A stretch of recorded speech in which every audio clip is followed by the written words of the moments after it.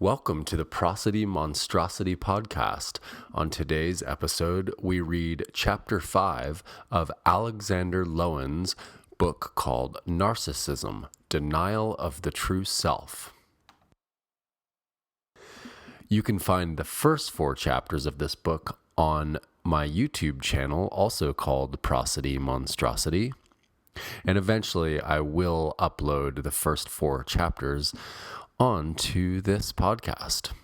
It's a long story why some are on YouTube and some are on this podcast, but it's a boring story, so eventually it'll all be synced up.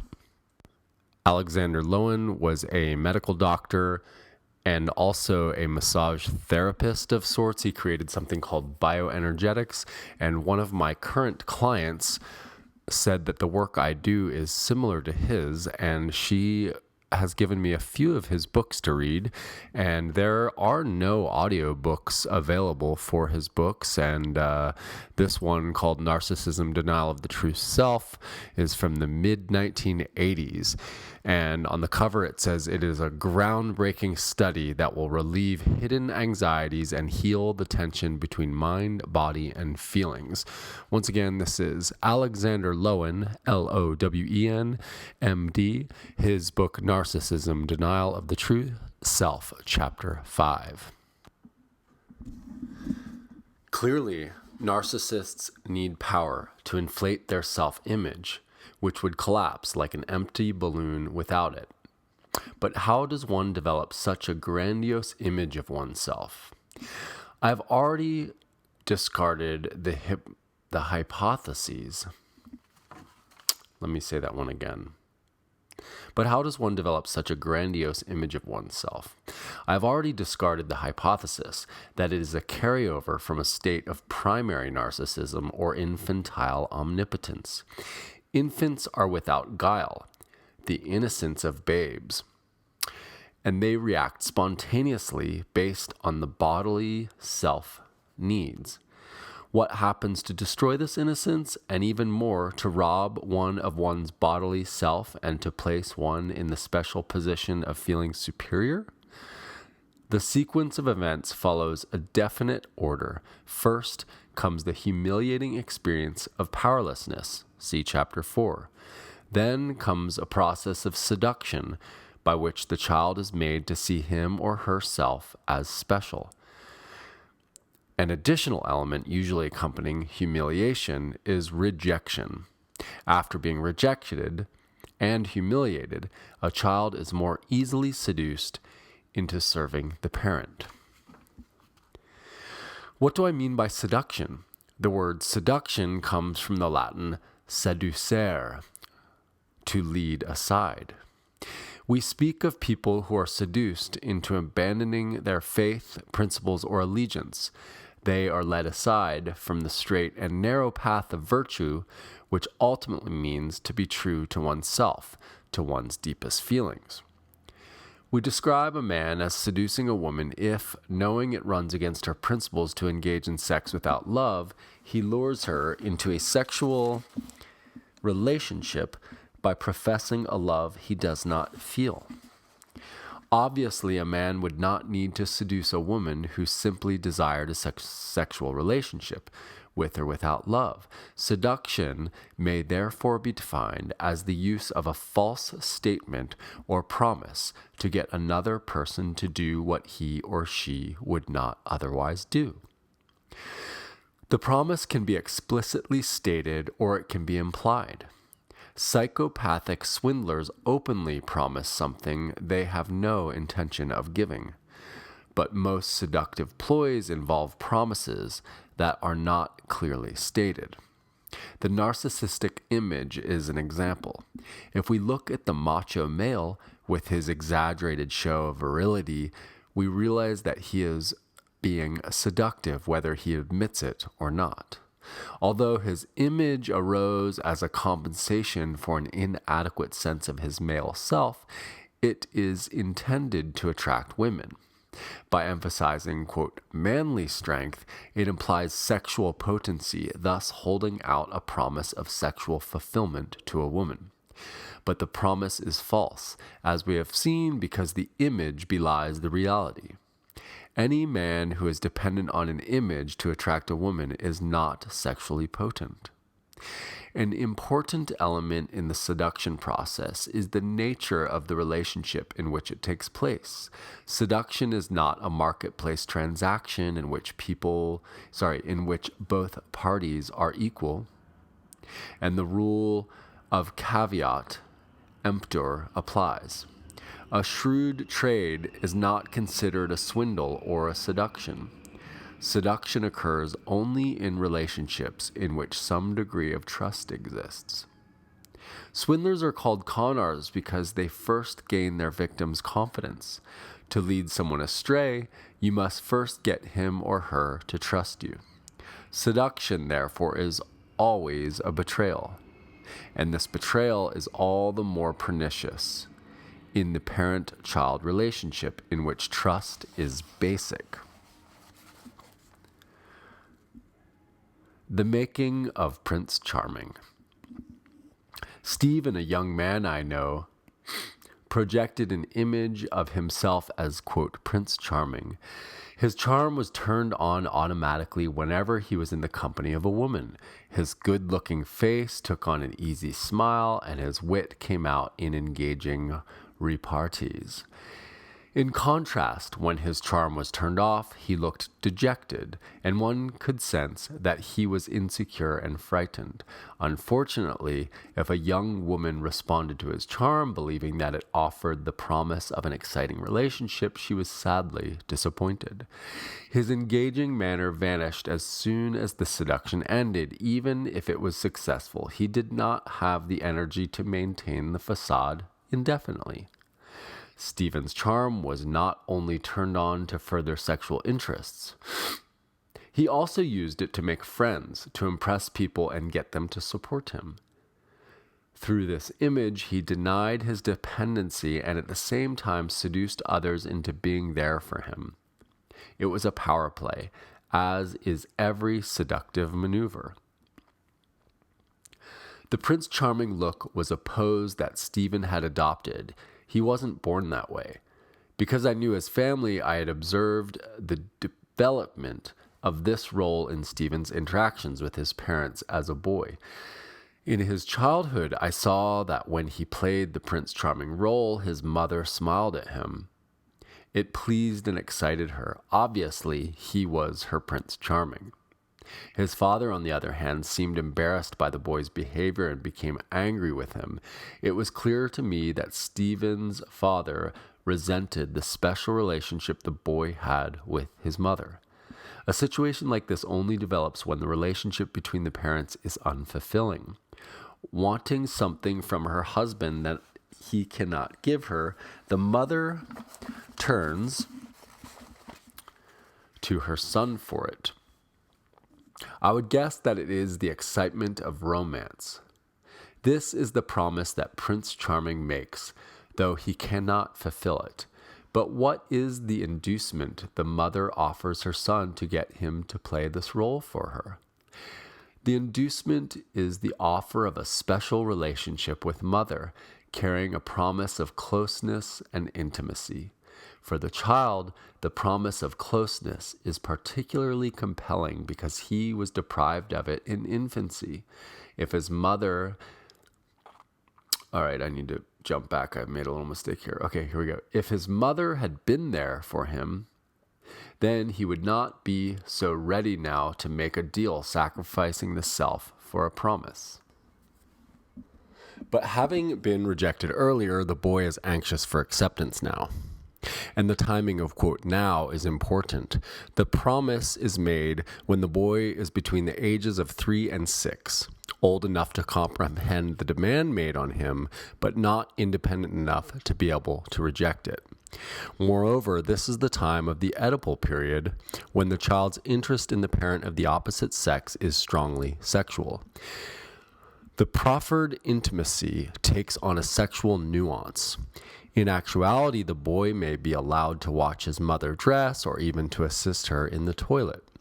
She may share private feelings and thoughts with him, treating him as her confidant. There are many subtle ways a mother can excite her son sexually and so tie him to her.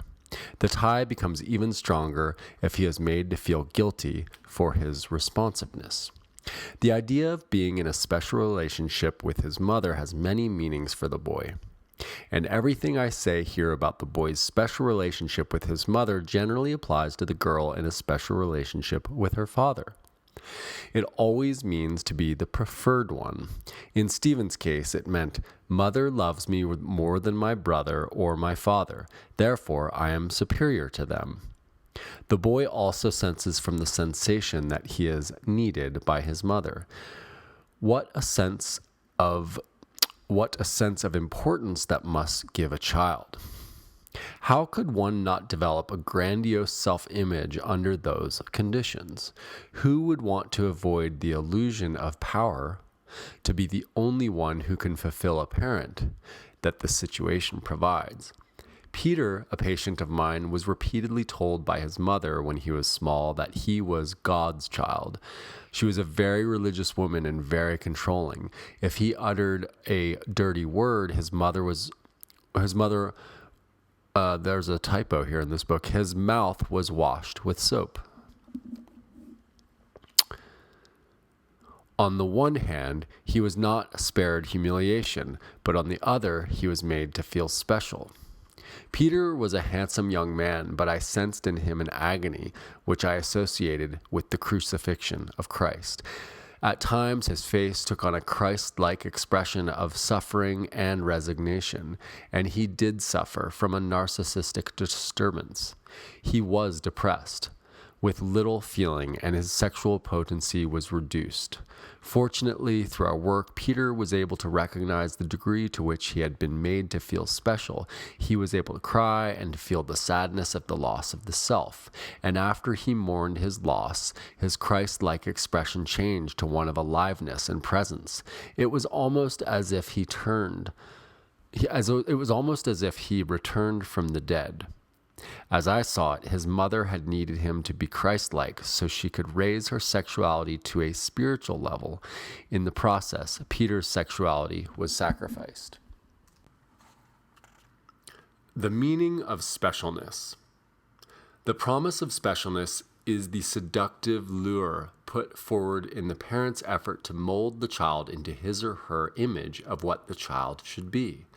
In most cases, the promise is not explicit but implicit in the parent's attitude toward the child, which the child clearly senses.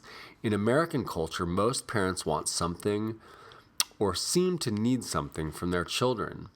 For some parents, a child has to be successful in the world, often to compensate for the parent's own sense of failure. For others, the child has to be outstanding to achieve some recognition that will make the parent feel important. Too often, parents turn to their children for the affection and support they did not receive from their own parents and are not getting from their spouses. It seems, too, that many parents have a need to be superior to their children to make up for the inferiority they felt when they were young and from which they still suffer unconsciously. Parents tend to identify with their children and to project onto them their own unfulfillment, longings, and desires. For their part, children want to be free to grow up according to their own natures. They expect the parent to be there for them, not the reverse. With the parent placing demands on the child and the child making demands on the parent, a situation of conflict quickly develops. In Chapter 4, we saw how this conflict develops into a power struggle between parent and child. Parents do have sufficient physical force to break a child's will, and many take advantage of this, quote, power. But this tactic also generates hostility and an underlying rebellion in the child, which will defeat the parent in the end. Actually, a parent's most potent weapon is rejection, or the threat of it.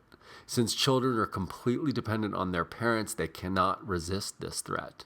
And, of course, there is seduction, a tactic that usually comes later, when the child's ego has developed to a point where it can comprehend the deal. Again, the deal is that the child will be treated or regarded as, quote, special if he or she submits to the parent. Every narcissistic individual I have encountered, quote, feels special. I put the word feels in quotes because specialness is not a body sensation, but a mental construct. It is, therefore, a matter of belief or thinking rather than a feeling. Nevertheless, the person who, quote, feels superior does translate this onto the body level through the ego's disassociating from the body and sensing itself above the body. Being special colors the image, taking it beyond the range of commonness. However, the value associated with the image are, I'm going to read that again. However, the values associated with the image are illusory. There is no real superiority or strength in an image. Real virtues lie with the inner being, with the humanity of the person, not with his image. There is nothing special about being human. It is the common, if not the average condition of people. And we shall see when we compare the qualities associated with specialness and commonness that the real advantages lie with the latter. Let us start with what it means to be special. I often pose this question to my narcissistic patients. Each has his or her own unique image. One woman said, "I always thought I was special. I was told I could achieve anything I wanted if I tried hard enough, and I believed it. Isn't that the American way?" Then she added, "I achieved a lot, but it didn't work in the important area of love and sex." Another patient declared, "It means people will point me out and look up to me. They will admire me." A psychiatrist answered, "For me, being special means knowing all the secrets of people's lives. I sit behind the scenes like a director or producer, knowing everything that's going to happen." In the musical The Fantastics, what is this word? The ingenue sings the ingenue. Interesting. I've never seen that word. Ingenue. The ingenue sings a song about her wish to be special. She doesn't spell out what she means, but one can imagine that specialness represents her desire to be worshipped, to be loved as a goddess. What are the qualities highlighted by these people? A simple listing includes 1. I can do anything, omnipotence. 2. I am visible everywhere, omnipresence. 3. I know everything, omniscience. And 4. I am to be worshipped. These, of course, are the attributes of a god. On some deep level, narcissists and especially psychopathic personalities see themselves as little gods. Too often, unfortunately, their followers look up to them in that light too. But how does one come to think oneself a god? As I have indicated, specialness denotes a special relationship to the parent, one of greater intimacy. The child is allowed to share some of the parent's problems and desires. There may also be a closer physical intimacy, for instance, rubbing father's back or helping mother dress. The preferred intimacy and the sense of being special are quite compelling to a child who has felt rejected, even if that intimacy requires moving into the parent's world and giving up one's freedom. Rejection is an intolerable situation for a child. In itself, the frustrated longing for love is extremely painful, but the consequent sense of being unlovable and the conclusion that it must be due to some fault or failure in oneself is devastating. The child sees no way out of this impossible position other than to accept the offer of specialness and intimacy. Acceptance amounts to almost total identification with the rejecting parent, an identification that represents the fusion of the self-image with the parental image as conceived by psychoanalytic writers.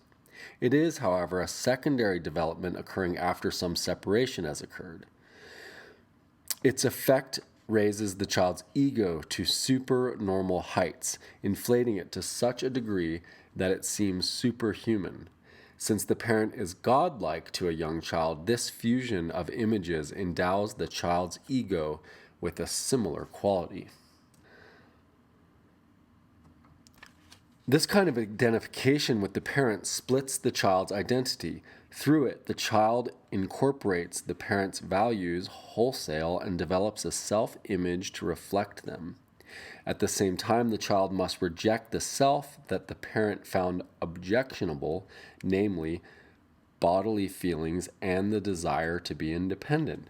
In this process, the parent's values become superior to those values associated with the body and its feelings. To be special is therefore to be superior to one's bodily self. The child comes to believe that what the parent rejected was only the child's, quote, lower nature. This illusion assuages the pain, which is then denied. The child's new self-image acquires status as an expression of his or her higher nature. Obviously, higher and lower nature refer to the mind and the body respectively. It was only my body and its feelings that were rejected, these children tell themselves. With their minds, the children conclude they can transcend that inferior way of being and become a superior person like mother or father. With their minds, they can gain control and suppress those feelings which are unacceptable and cause pain. They thus suppress and deny their disappointment at the rejection of the bodily needs, their fears of the parent, their anger at the earlier use of force, and their sadness and despair over the loss of true love. Through the new self-image, they compensate for the sense of unlovableness and unworthiness that they previously experienced.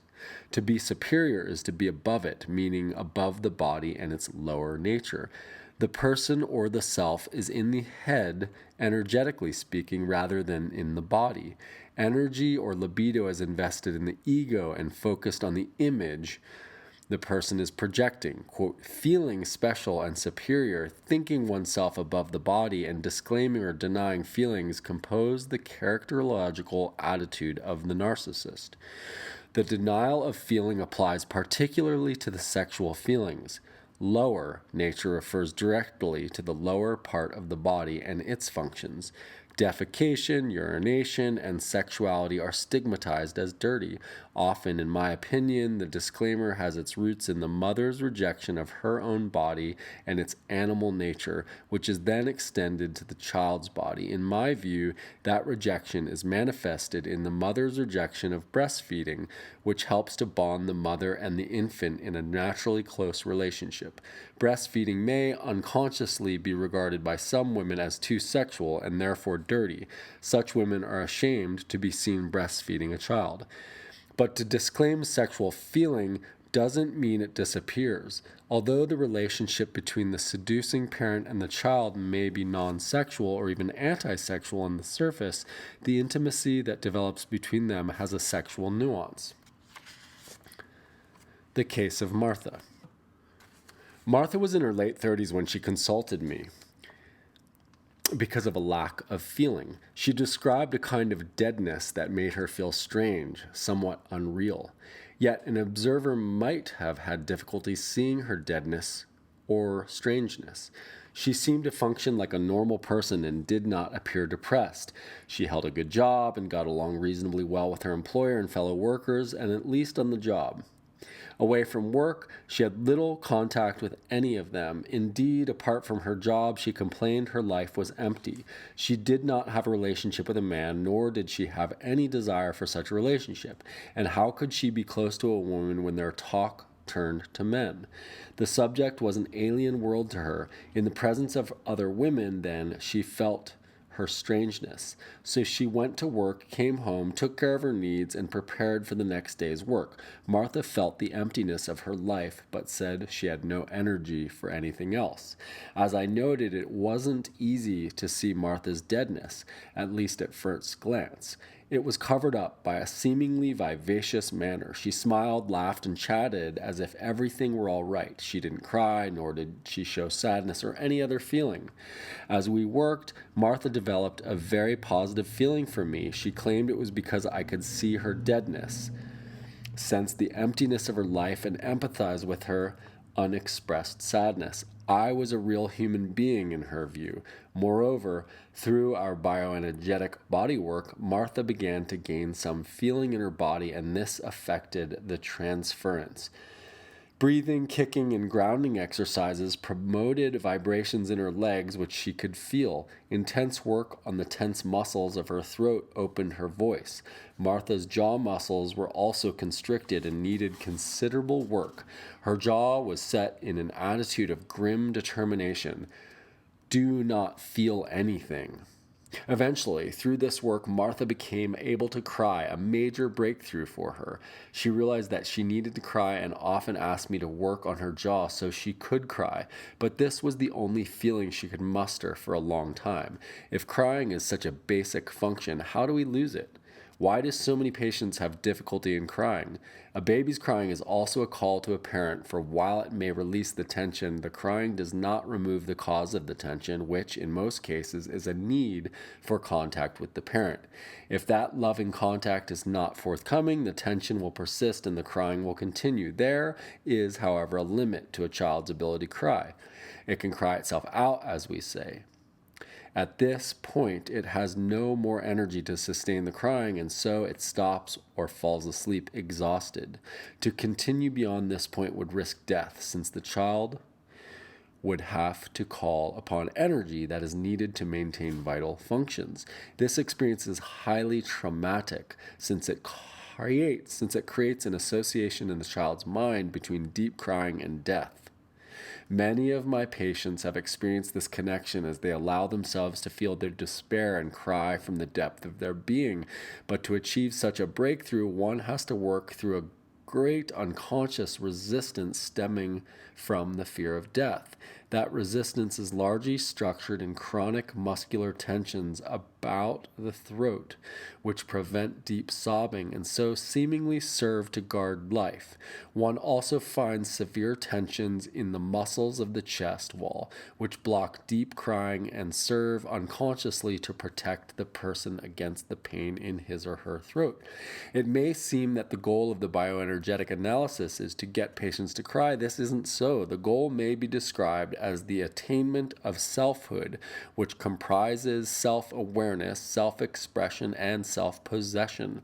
Being aware of one's means being fully in touch with the body, but that is possible only if the person gains insight into the unconscious motivations of behavior. Self-expression denotes the ability to sense and express all feelings, while self-possession means that one is in conscious command of this expression. Every chronic muscular tension blocks all three functions. The body work aims at helping a person feel this blockage, understand it, and release it. This is a continuous process, since the release of tension occurs gradually as the organism learns to tolerate and integrate the higher levels of excitation associated with more intense feelings. Crying, that is, sobbing, is the earliest and deepest way to release tension. Infants can cry almost from the moment of birth and do so easily following every stress that produces a state of tension in the body. One moment the baby's body is tense, the next its jaw quivers, and then it breaks down into a convulsive release of the tension. Human beings are the only creatures who can react in this way to stress and tension. Most probably, they are the ones who need this form of release. We must also recognize that crying is not generally acceptable by parents. It often annoys them, to say the least, especially when it persists despite their efforts to calm the child. Some parents believe that to respond to a crying child gives the child control over the parents. They see the issue as one of power. Other parents are out of touch with the true needs of the child and do not know how to respond. One parent told me that as he was walking and holding his crying baby in the middle of the night, he could easily have thrown it out the window. He was so angry. Can we imagine that a baby is insensitive to this feeling, that it isn't aware that by crying it risks the loss of the love it needs? Other parents are more openly hostile, telling a crying child that if it doesn't stop, they will give it something to cry about. And they do hit it to stop its crying. What child can continue to cry in the face of such response? Then there are the parents who impress upon a child the idea that no one will love it unless it smiles. It doesn't surprise me that my patients have difficulty crying. I did. But some patients say, crying is no problem for me. I cry easily. In fact, I cry too much, and it doesn't seem to help me. Such a statement is only partly true. Some people cry when they should be angry, and their crying can be seen as a defense against their anger.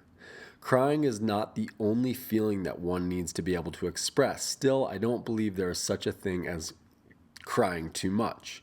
The fact that the crying persists means that there is a continuing state of tension in the body. And because of that tension, a continuing state of sadness.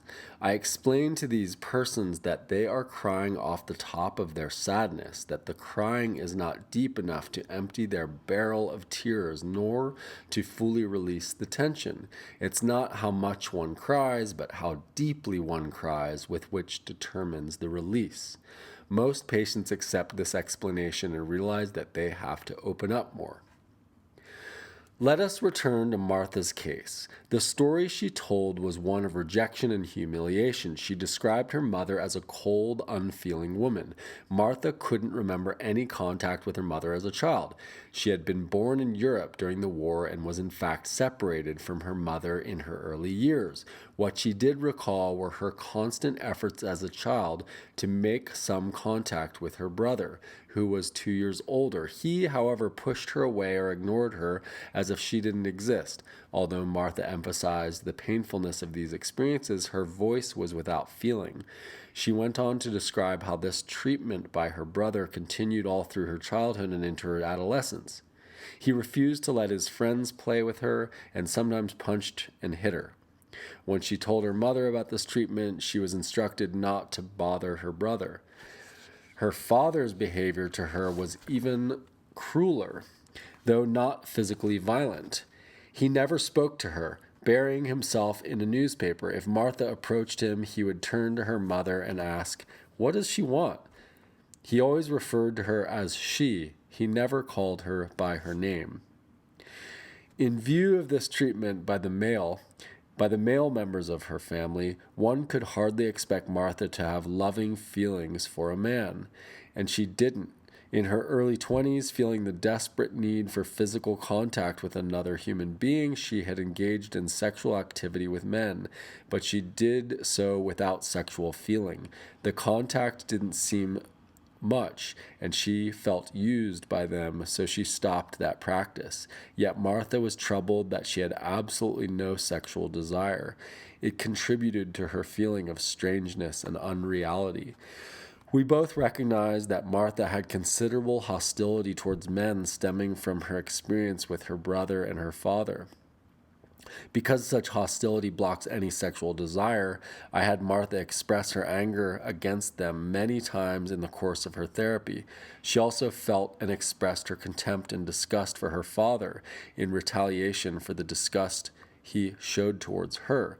Yet Martha was aware that as a child she had longed desperately for some contact with her brother and her father.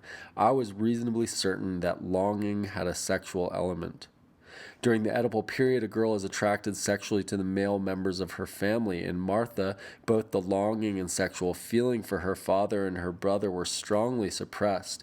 If her hostility toward them was the force that kept these feelings in a state of suppression, the release of the hostility should allow them to surface.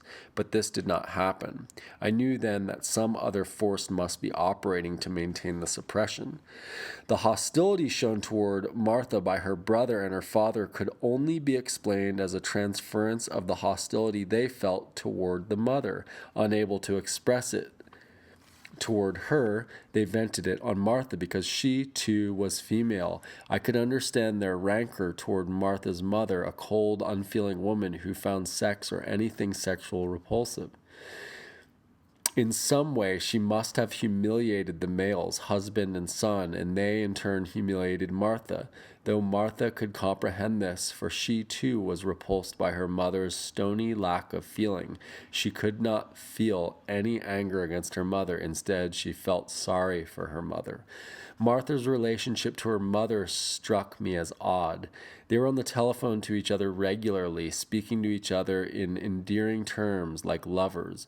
Martha put on her everything was all right facade for her mother, just as she did for the world, and probably for the same reason, to deny and hide her feelings. Nevertheless, her behavior ran counter to the often expressed repugnance she felt to the idea of any physical contact with her mother. I could only conclude that there was a secret tie between Martha and her mother, even though at first I did not understand it. When all my therapeutic efforts to alleviate her sexual unresponsiveness proved to no avail, I began to realize that Martha was allied with her mother in an anti-sex stance against men. I then confronted Martha with this idea of an alliance, and she admitted that she identified with her mother's attitude of superiority to other people. Her mother had told her that, quote, common people were like animals who acted on their feelings. Martha and her mother were above that. They were special. Only after this pact was broken open could Martha feel the deep sadness at the loss of her sexuality and the anger against her mother for this loss. Expressing that anger, which was tinged with a murderous rage, paved the way for the breakthrough of her sexuality.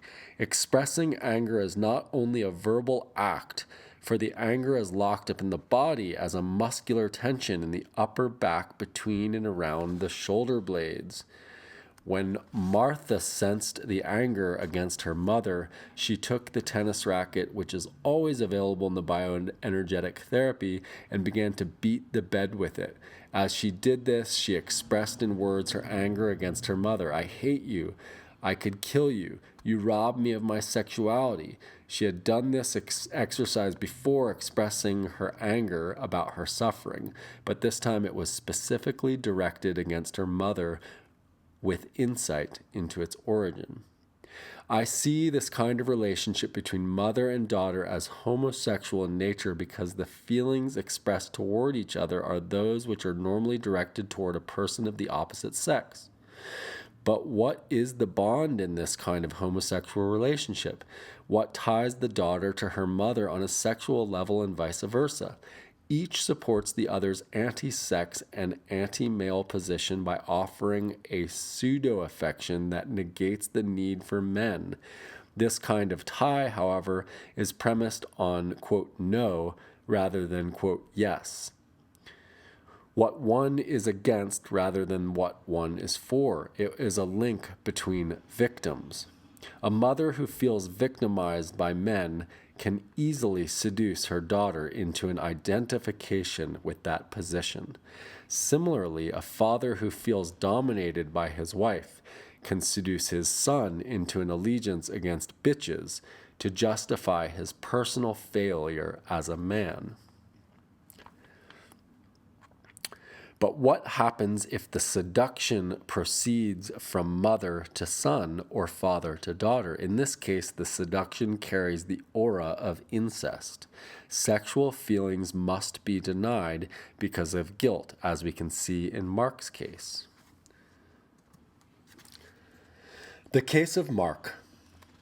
Mark, a successful psychiatrist in his mid-40s, consulted me following the death of his son Donald, an only child, in an automobile accident.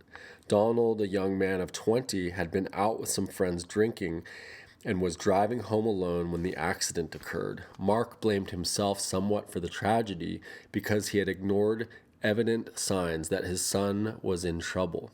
Before the accident, Mark was unaware that he, too, was in trouble of a different kind. Mark had been married and divorced twice. Donald was a child of the first marriage. At present, Mark was involved with another woman, but this relationship was also unsatisfactory. This woman complained, he said, that he didn't have much feeling. He began to think that perhaps this was true because although he felt very upset about his son's death, he could not cry deeply about it. He could not really grieve. Mark was an attractive man with a well-built muscular body. Two features, however, struck me. They are important to note because a person is his or her body. That is, the expression of the body reveals the person's character. First of all, Mark's forehead was contracted and his brows were pulled downward, giving his eyes a searching, distrustful look. Had the contraction and knitting of the forehead been more severe, I would have characterized the look as paranoid. The second feature was evident only when Mark was undressed. He showed an extreme contraction around his pelvic area. Because such tension would allow little feeling into the pelvis, I surmised that Mark had some sexual difficulties. Mark, however, assured me that his penis functioned very well, that he had no problems with erective potency. As we talked about the death of his son, Mark became able to cry about it. His sobbing, however, was neither deep nor sustained. Still, as Mark put it, it represents a change. I haven't cried in decades. I pride myself on being the strong one, able to carry on and support others, to produce. I've always produced. But I feel now that it hasn't been a positive thing. I've never made my wives happy. I've never been happy, and I am in the same situation now with my girlfriend. Why did Mark think that he had to be strong, always producing? According to him, his father wasn't a producer, and his mother complained about it. She had contempt for him, and I did too, Mark commented. It's not that he didn't work and earn a living, but he was not ambitious. I've achieved much more than he did. When I asked Mark about his relationship with his mother, he replied, I was very close to her. She confided in me, and I felt I was more her husband than my father. I felt I had to take care of her. The edible situation, it seemed to me, must have been highly charged, so I questioned Mark about his sexual feelings for his mother. I don't recall any, he answered. My mother's attitude was that the lower part of the body was dirty. He remembered that as a child he used to lie in bed with his mother, but only their feet touched. On the other hand, as he related to me later, his mother used to give him enemas, which he found quite exciting. Mark was a narcissistic character, and as we have seen, this personality structure does not experience guilt feelings in relation to sexuality. This doesn't mean that these feelings are absent. They are denied like other feelings such as sadness and anger, and they are translated into a fear of failure in sexual performance. He was a psychiatrist, however, and so he could appreciate that the edible situation which he had just described would necessarily lead to guilt feelings about sexuality. This was an intellectual realization. To feel his guilt, he needed a deeper contact with his sexuality. In contrast to this closeness to his mother, Mark felt distant from his father. His sister, who was 2 years younger, was closer to his father. This kind of division of children, a boy for you, a girl for me, is common in my experience. Each child is seduced into a, quote, special intimacy with the parent of the opposite sex. The child's developing ego is highly flattered by this position and swells up with importance, making for a, quote, swell head. At the same time, however, there is a rivalry and competitiveness with the parent of the same sex who reacts with anger against the child's presumption of superiority. And Mark recalled that his father sometimes looked at him with hostility. The parent's anger frightens the child, who is really helpless and dependent. But since one can't be superior if one is frightened, the fear is suppressed and denied. Mark claimed he was not afraid of his father. As a child, then, Mark was in an Oedipal bind from which there was only one way out, namely, cutting off his sexual feelings for his mother. As Freud has pointed out, this move is taken under the threat of castration by the father. Freud postulated that the threat of castration results in a positive resolution of the Oedipus conflict. I don't see it that way. In my view, the conflict is resolved temporarily at the expense of the child's sexuality. Of course, this threat is not explicitly stated, but it is implicit in the father's attitude to the boy. At the time, the mother rejects any sexual overtures by the boy despite her covert seduction. Mark, for example, was encouraged to lie in bed with his mother, but only their feet were allowed to touch. To cut off sexual feeling by chronic tension in the pelvic musculature, as Mark did, is in effect a psychological castration. Yet Mark denied the castration and pictured himself as a potent male, erectively potent, that is. He did not, however, experience the melting sensation of love, which, as we have seen, is crucial for true sexual satisfaction. By contracting and tightening his pelvis, Mark cut off sensation in the area around his penis, isolating that organ.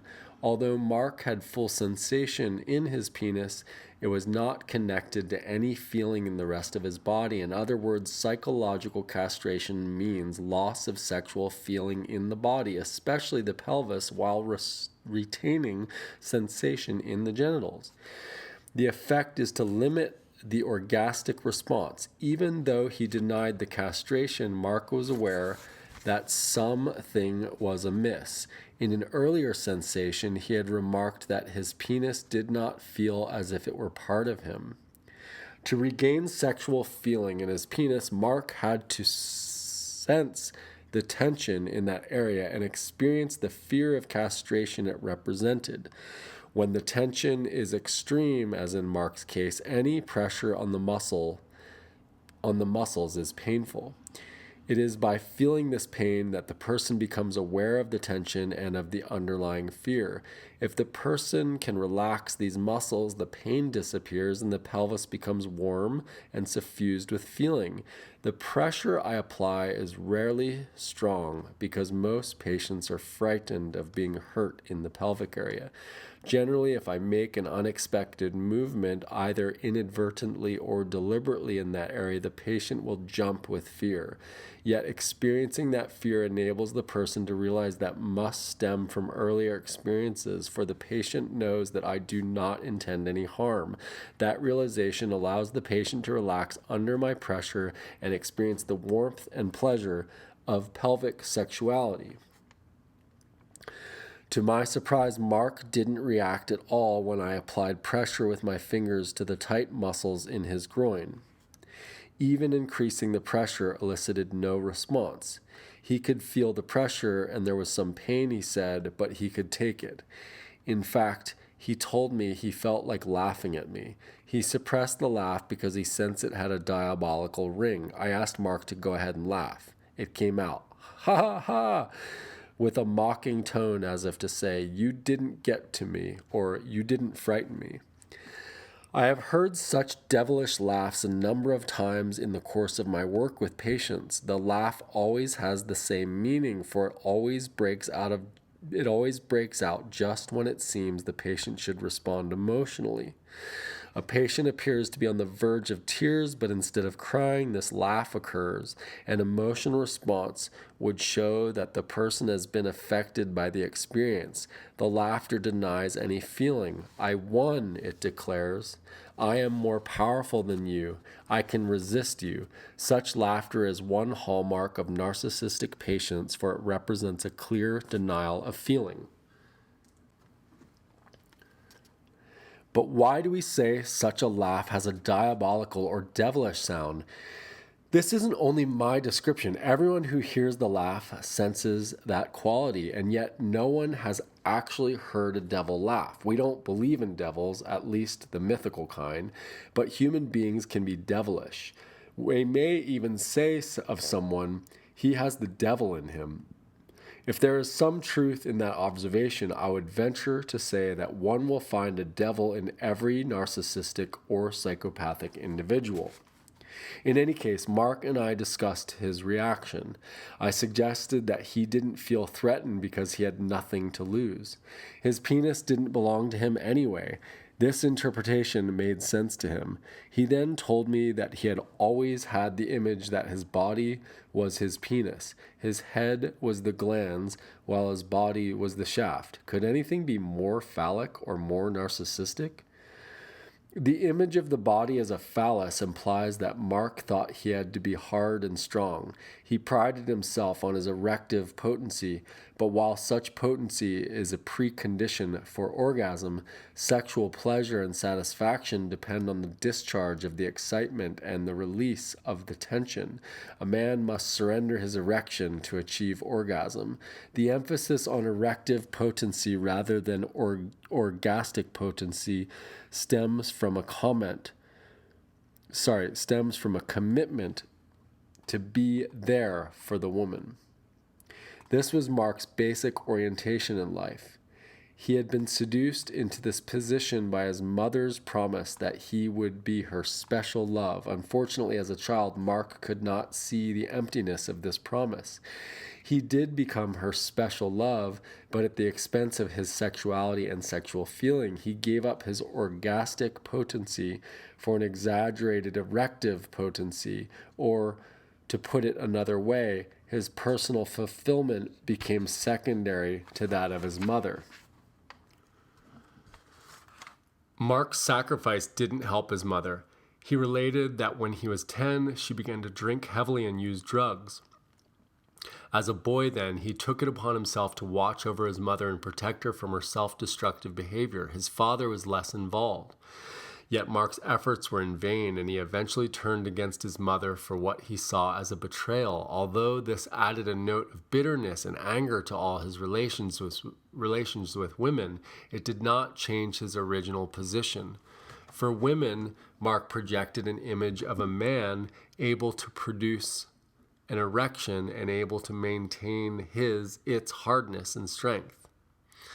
He believed that this is what women wanted, and so it was a seductive ploy.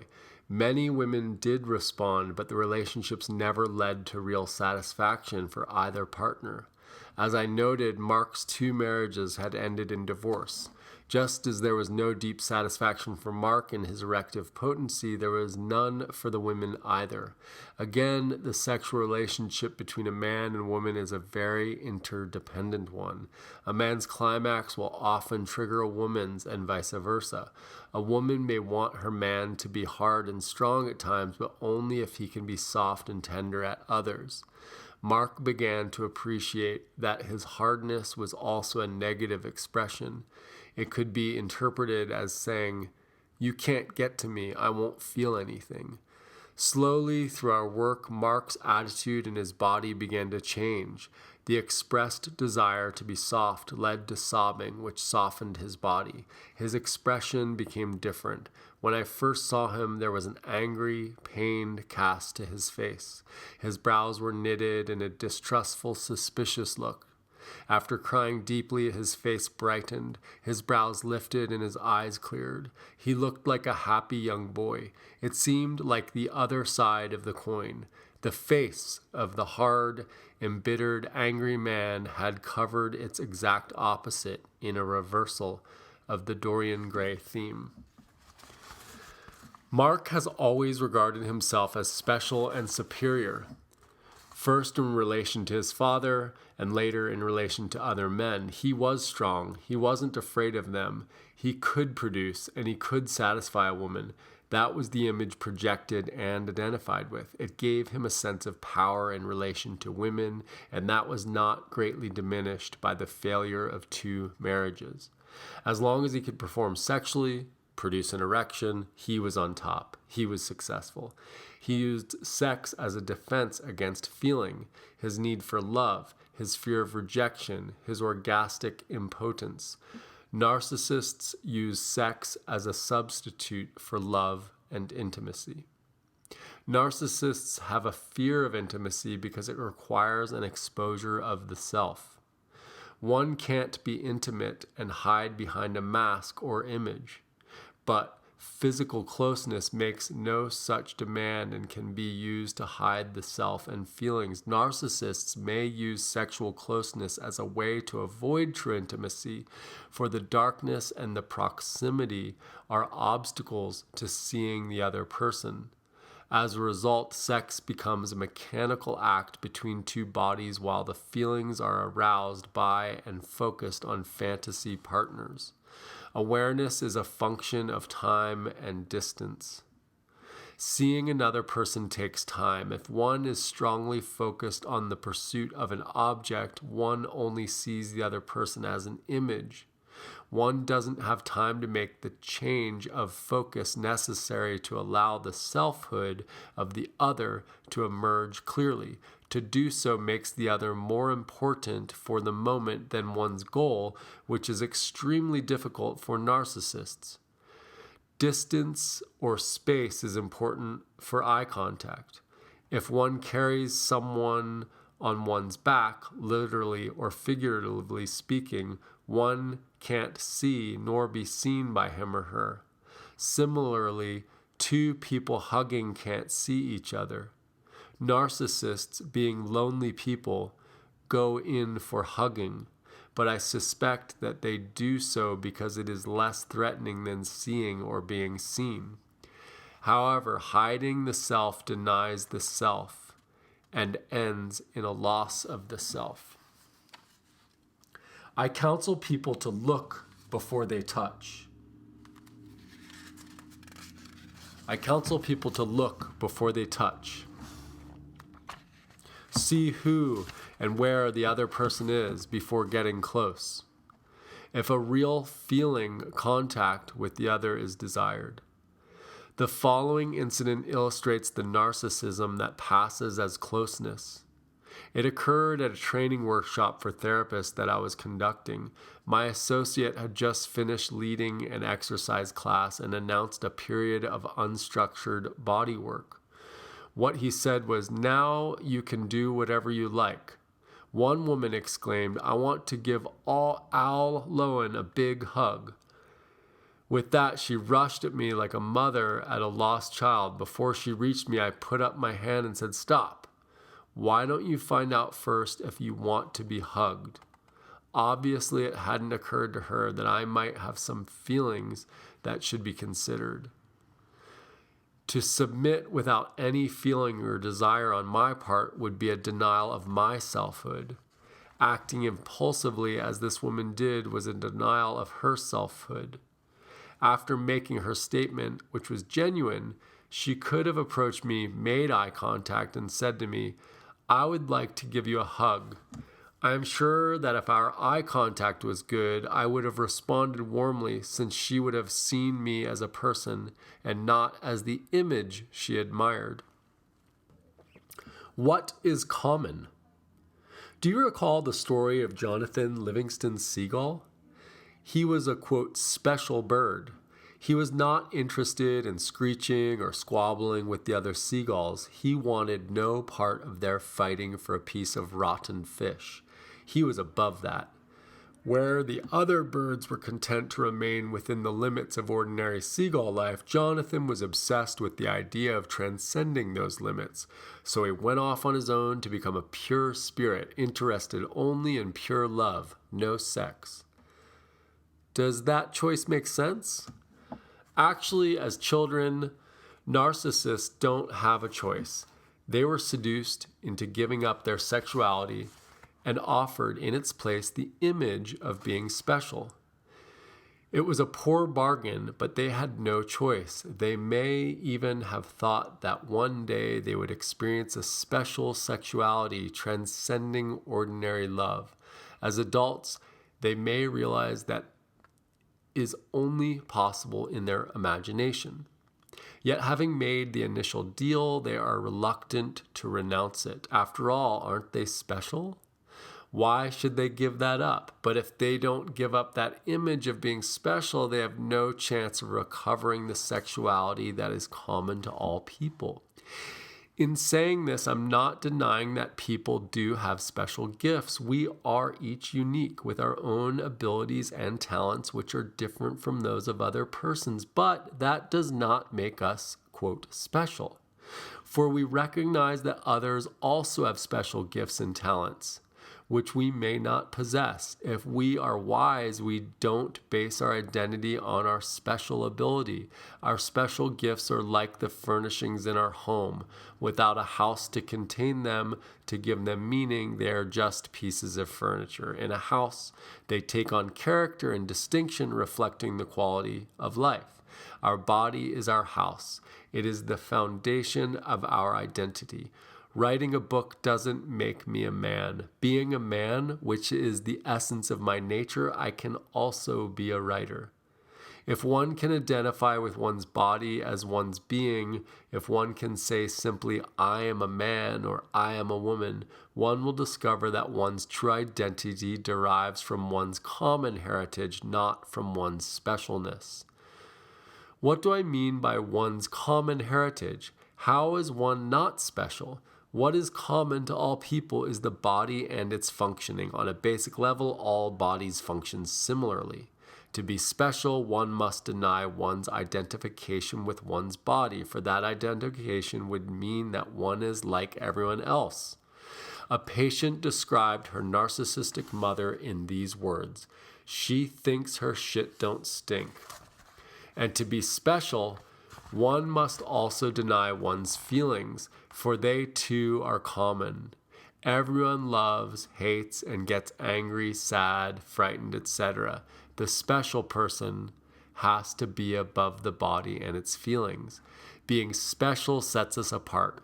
We refer to ordinary people as the common people. The common people have each other. They belong to the human race. They share the common struggle, but they are not tied to each other. The special person is bound initially to the individual who makes him or her feel special, and later to those who regard him or her as special.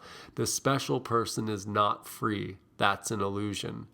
Where the special person lives in the clouds, in images, the common people are grounded in the reality of life. They laugh and cry, have pleasure and pain, know sorrow and joy. They live their lives and so are fulfilled.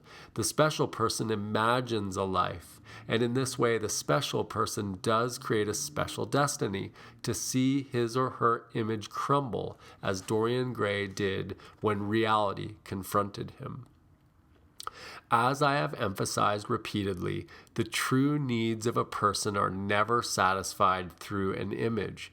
A male is not fulfilled in his manhood by seducing women with a macho facade. No matter how effective his facade is, he will remain insecure inwardly as long as he is dependent on his facade, because he cannot let go of it and give in to his feelings.